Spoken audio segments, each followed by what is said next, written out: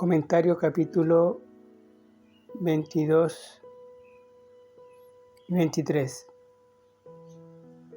Reinado de Josías. El asesinato de Amón llevó a Josías al trono cuando tenía 8 años de edad. Cuatro hechos claves resumen la breve vida y reinado de este rey. Salvación. Versículos 1 y 2. Segunda Crónicas, capítulo 34, versículo 3. En el 8º año de su reinado, cuando tenía 16 años, Josías empezó a buscar al Señor. Sin duda, el sumo sacerdote Hilcías enseñó al joven la palabra de Dios. Es interesante notar que el nombre de su madre querida es el mismo sobrenombre que Dios le dio a Salomón. Significa amado del Señor, y tal vez indica que la madre de Josías fue también una influencia piadosa en su vida. Jeremías y Sofonías también ministraban en este tiempo. Reforma. Segunda Crónicas, capítulo 34, versículos 3 al 7. El rey tenía ya 20 años y era lo suficiente maduro como para empezar a purificar la ciudad y la tierra de la idolatría de Manasés y Amón. La meta suprema de Josías era restaurar el templo y traer a la nación de regreso a adorar al Señor, pero sabía que tenía que destruir los viejos pecados antes de establecer nueva obediencia. Desafortunadamente, el avivamiento de Josías fue superficial, nunca llegó al corazón del pueblo, aunque cuando Jeremías el profeta lloró mucho la muerte de Josías.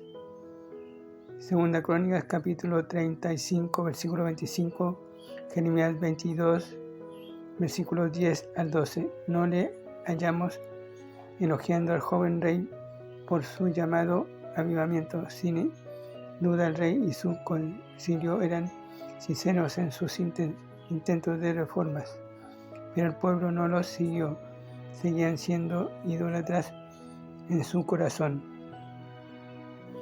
Restauración. Capítulo 22, versículo 3 al capítulo 23, versículo 28. Después de purgar a los ídolos, Josías podía ahora concentrarse en restablecer la verdadera adoración a Jehová.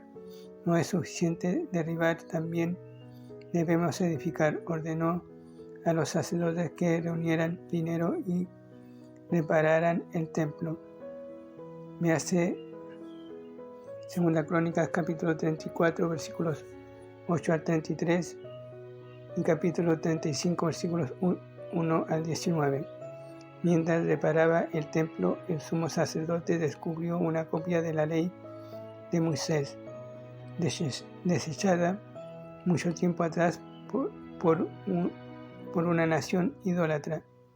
Cuando oyó la lectura de la ley, de inmediato Josías supo que Judá estaba en grave peligro y envió a inquirir al Señor lo que había que hacer.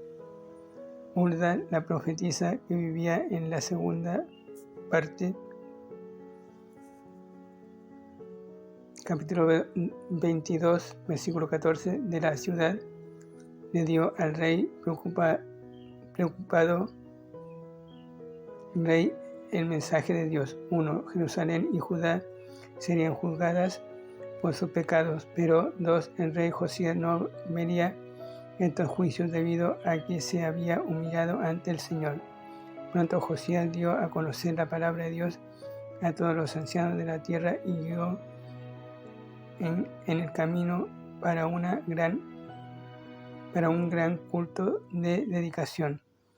Reafirmando el pacto de Dios, continuó su purga de la tierra, incluyendo la profanación del Tofet, el valle del hijo de Hinón, en donde el pueblo ofrecía a sus hijos en holocausto a Moloc. Como notamos antes, el rey hizo de este valle un muladar, y Hinnom llegó a ser Jena. En el Nuevo Testamento, una vívida ilustración del infierno. El monte de los olivos fue el monte de corrupción.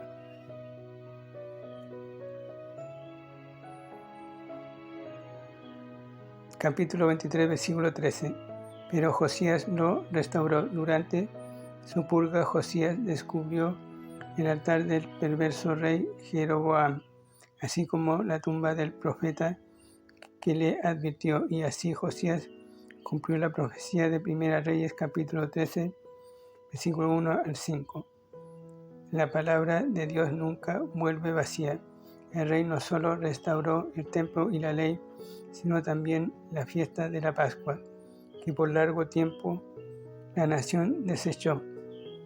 Quería recordarle a su pueblo que habían sido comprados por precio, que lograron las reformas y restauraciones de Josías. Durante los 10 días de Josías hubo paz y bendición, pero Dios no retiró su promesa original de juicio debido a los pecados de Manasés. Capítulo 23, versículo 26 al 27. La vida y ministerio piadoso de Josías detuvieron unos pocos años más la mano de juicio, pero el cautiverio se avecinaba y nada podía evitarlo. Asesinato. Capítulo 23, versículo 29 al 27. Segunda Crónicas, capítulo 35, versículos 20 al 27. El ejército egipcio quizás vino por mar y entró por la costa de Palestina. Faraón aclaró que no venía contra Judá, sino que iba en camino para atacar a Asiria. Josías no buscó la mente del Señor. Es más, al parecer, deliberadamente desobedeció la voluntad de Dios. Véase en 2 Crónicas, capítulo 35, versículo 22. Aún su disfraz no le protegió una vez que estaba fuera de la voluntad del Señor y murió en la batalla. Véase Zacarías, capítulo 12, versículo 11, una alusión al gran lamento en Megiddo por Josías. El rey debía haber atendido la sabiduría de Dios. Tal vez Judá era aliado de Asiria en ese tiempo y el rey se sintió obligado a actuar, pero es claro que Faraón hubiera preferido no luchar contra el rey Josías. Joacás, el hijo de Josías, reinó solo 3 meses antes de que Faraón lo depusiera y le encadenara. Faraón entonces escogió a otro de los hijos de Josías, Eliakim, y le hizo rey, dándole el nombre de Joacim, a quien Jehová levantará. Consideraremos la vida de este en nuestro próximo estudio.